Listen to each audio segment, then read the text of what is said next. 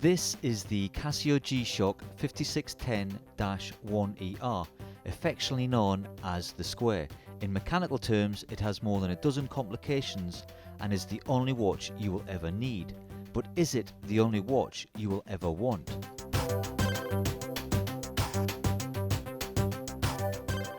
Hi and welcome to Last Watch, where today, after a considerable amount of time on the wrist, aided and abetted by a computer meltdown and a complete rebuild of my hard drive, I will finally get to share my thoughts on this G-Shock, the first digital watch to join my collection. Will it be the last? The G-Shock is a child of the 80s, an era of big hair, shoulder pads and day-glow mismatched coloured socks. And in the same year that brought us the Mario Brothers, Casio unveiled the G-Shock. It was designed by one of their in-house engineers, Kiko Ibe. What's quite striking about that is that I say engineer and not watchmaker. The story goes that Mr. Ibe was heartbroken by a broken watch which had been given to him by his father, and this spurred him on to developing the unbreakable watch. The watch would need to be water resistant to 10 bar. That's a depth of 100 meters for you watch newbies, and I say that because it's become quite apparent that not all my viewers are watch people. And if you're looking to buy a G-Shock, then surprisingly you will either know very little about watches or a hell of a lot. But we'll talk about that later.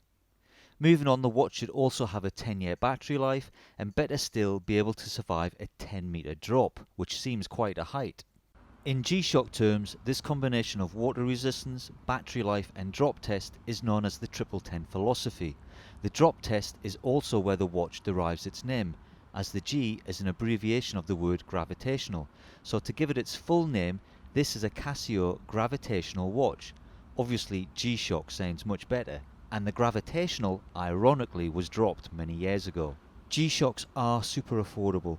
This reference retails for around £135, but you can pick it up much cheaper if you shop around. I would like to point out that before we get into this review, I've been wearing this watch pretty much for the last 4 weeks. Therefore, please excuse any signs of wear and tear, as this was not the condition the watch was bought in. The first thing that struck me when I unboxed this watch was its weight, or should I say lack of. It's extremely light, coming in at less than 49.5 grams, and regardless of your wrist size, that won't change as it comes on this very accommodating strap. The second thing that struck me is that this watch looks very tactical. This is no doubt aided by the fact that the watch is predominantly an all black resin, but look deeper and you see that this watch has splashes of colour and highlights of stainless steel that it could so easily have done without. Let's look at the specs. Well, normally I'd give you the diameter, lug width, lug to lug height and case thickness, but this Casio seems to blur the lines and it throws the rulebook well and truly out the window. At a glance, you'd be mistaken for thinking that this is a one-piece watch with an integrated case and strap, but this watch is full of surprises. The first thing being that the case and strap have an almost invisible connection. Turn the watch to the side or even to the back and it becomes clear that we have a detachable strap. Again, to add to the confusion, we have these stainless steel screws on the side of the case, but these have nothing to do with the strap. We'll get round to their purpose soon enough. Look deeper and you will see that this watch has 16mm stainless steel spring bars tucked away behind the lip on the strap. This lip adds rigidity to the strap and helps it to conform to the wrist. It also acts as a guard to help hold the case back in its place. The rubber, or more accurately, the urethane resin used for the strap is not the softest, nor is it the most comfortable. It starts at more than 25mm and tapers down to just under 19mm in width. It has some 13 holes covering a span of 87mm. I have a 7-inch wrist and the tang and buckle sit approximately halfway, which I guess means you have 1.5 inches in either direction to play with. This watch will easily fit a 5.5 to 8.5 inch wrist.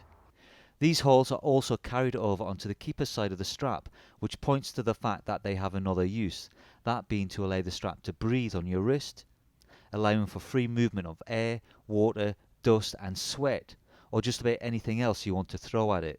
The reverse, or should I say the interior of the strap, has what I would call raised turrets on either side, running its entire length. This again helping the strap's breathability by creating an air wall gap between rubber and wrist. Although the free floating keeper blends well with the tactical look of the G-Shock, The overly large tang and buckle do not, as they are most definitely polished stainless steel. They are also pretty much the only part of this watch with an semblance of curves. Part of me wonders whether this is actually a nod to the letter G. Then there are these uncharacteristic dimples on the strap. It does have a somewhat chiseled face, so I guess it makes sense that it should have dimples, though I think in essence they are meant to represent a form of rivet and help the strap and watch merge into one. Now, as I mentioned earlier, the strap is detachable, so it can be swapped out for a replacement G-Shock strap if need be. However, there are some third-party adapters which should allow you the option to wear your G-Shock on pretty much any strap of your choosing. But before you do so, consider this. There is a reason why the G-Shock strap is designed with its built-in rigidity. It's not just to help it conform to your wrist, it's also designed to make your watch bounce, or at least in practice, that's what should happen. With both parts of the strap in place, if dropped it should act somewhat like a spring and help dissipate any direct shock to the watch. In actual fact, I've done a few drop tests on this watch, and it will always land on its side or its face. But if properly fitted, a watch won't just fall off your wrist. Something has to fail for that to happen, so there's a good chance one side of this watch will not have its strap in place. Regardless of that fact, unlike dropping buttered toast on the floor, you can pretty much guarantee that this watch will not land on its back. No matter what colour you opt for, all G-Shock squares have this uniform look. If this watch looks more familiar than most, it's because it's a modern reinterpretation of the original G-Shock, the GW-M5610-1ER, easily identified by its red ring frame. Technology may have moved on considerably over the last 36 years, and there are a multitude of modules in ever-varying G-Shocks, but the outward appearance of this watch has original square DNA. Let's start with a case and work our way in. The watch spans some 45.8mm lug to lug.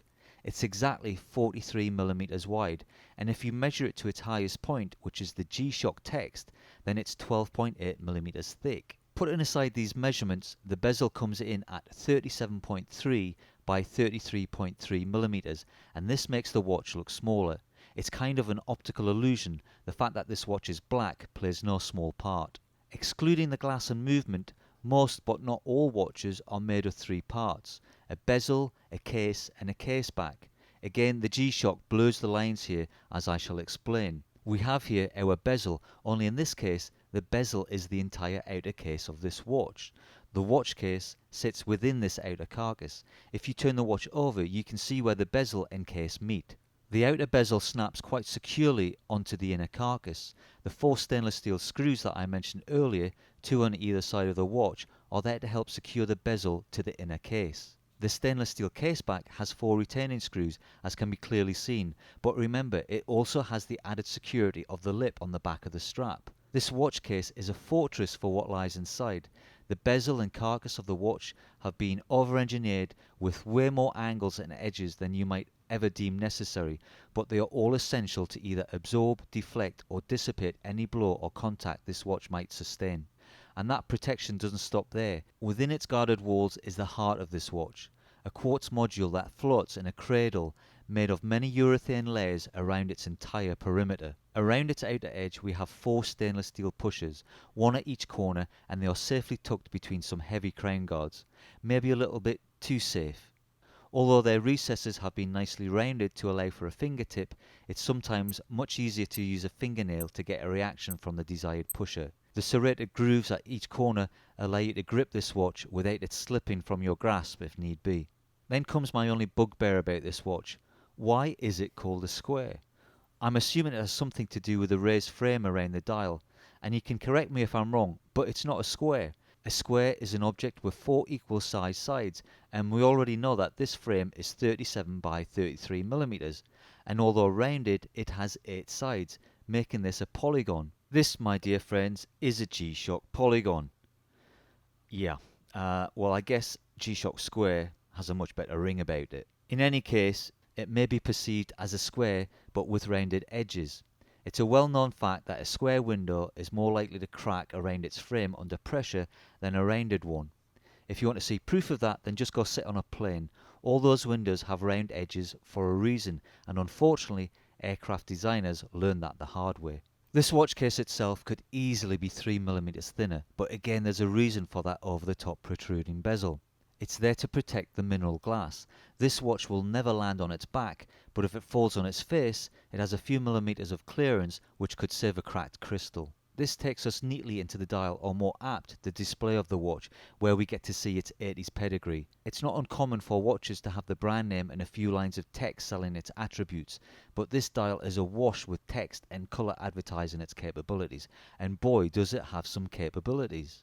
Now, although G-Shocks may share the same design, where they differ greatly is in the module that they hold within. That's why they vary in price from some £40 to £500 and beyond. The module inside this Fort Knox is the 3159, and this is where, as an avid watch collector, I had to break the rules as I actually needed to look at the instruction manual for this watch. Well, looking at the manual was actually a waste of time, because as thick as that manual is, it's very scant on detail. Luckily though, on page 2 of the manual, there's a QR code with a link to a very clear and concise downloadable instruction guide. Now, I'm not going to give you a full rundown of how this module works, as I suspect this review would double in its duration, but needless to say, this watch has a multitude of functions, some of which I will never use. Currently, I have this watch set for UK time, and as I look at the wonderfully clear display, it gives me the time in 24-hour format. This is switchable to 12 hours, showing AM or PM if you prefer. Above that we have the day of the week, then annoyingly we have the month followed by the day date.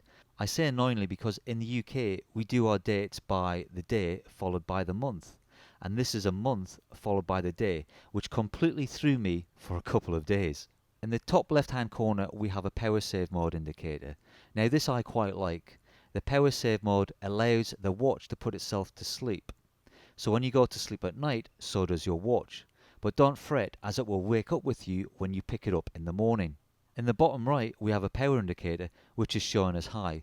This leads us nicely into one of the reasons I paid extra for this watch.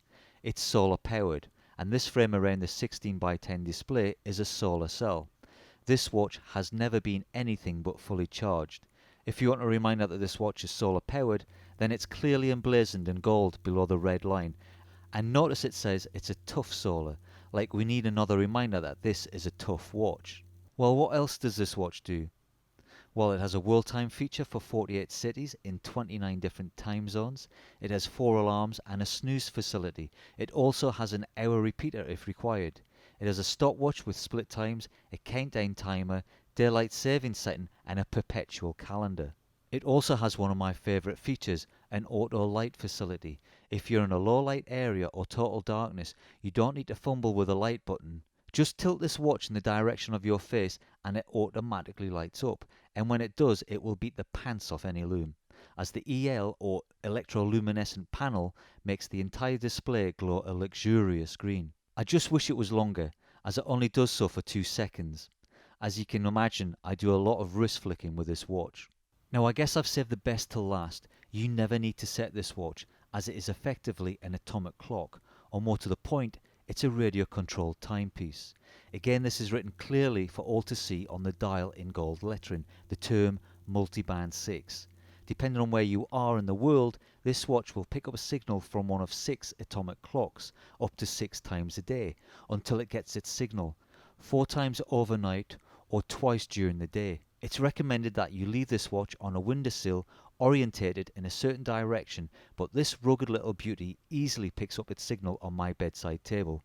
Sadly, there are locations where this multiband 6 doesn't work. It seems to have an aversion to Australia. Now, I actually have travelled with this watch over the last month, and one thing that you do need to do is work out the time zone that you're in. Unfortunately, it doesn't have a city by city breakdown of all the time zones you might ever go to, so you will have to use a little bit of nous when working out where you are in the world. I guess I should flip the watch over and let you see the etched case back, again awash with details that this watch bestows. One of which I almost forgot to mention, and another reason for purchasing this watch: it's water resistant to 200 meters. It's fairly clear to see that although this watch may look like the original G-Shock, it trumps its original 1010 philosophy by improving on its depth rating and its battery life. Alright, there are a few gripes with this watch. It has a strap a bit like a wristband that you might expect to wear at a 2-day rock festival. The pushers are a little bit hard to get to grips with. The backlight doesn't stay on long enough, and the buckle looks out of place. But if I had had a watch like this when I was a kid, then I would never have stopped wearing watches. Digital watches before the G-Shock were pretty rubbish and a bit of a gimmick. It was only a matter of time before the battery died, or worse still, that the spring bar would give up. And the backlights, well, they were half-hearted and barely visible. I can really see the appeal of the G-Shock, and this takes me back to an earlier comment I made in this video. My daughter knows absolutely nothing about watches, but she had a couple of baby Gs back in the 90s. It was a watch all the kids were wearing, but these watches are also loved by the military and emergency services because of their toughness and reliability. There are some serious watch nuts out there that are mad into G-Shocks, and now I can understand why. If you don't like the colour of this watch, then get it in blue or white, red or pink, or even translucent. And now you can even get a G-Shock in metal. If it's too big, then get a baby G. If it's too small or not hardcore enough, then get a Mudmaster. The range of G-Shocks is vast, and you are sure to find one that suits your taste or requirements. This is my first G-Shock. I really don't think it will be my last, but please someone tell me, why is it called a square? Feel free to like today's video, and if you haven't already done so, subscribe to the channel. Hopefully I'll catch you in the next video.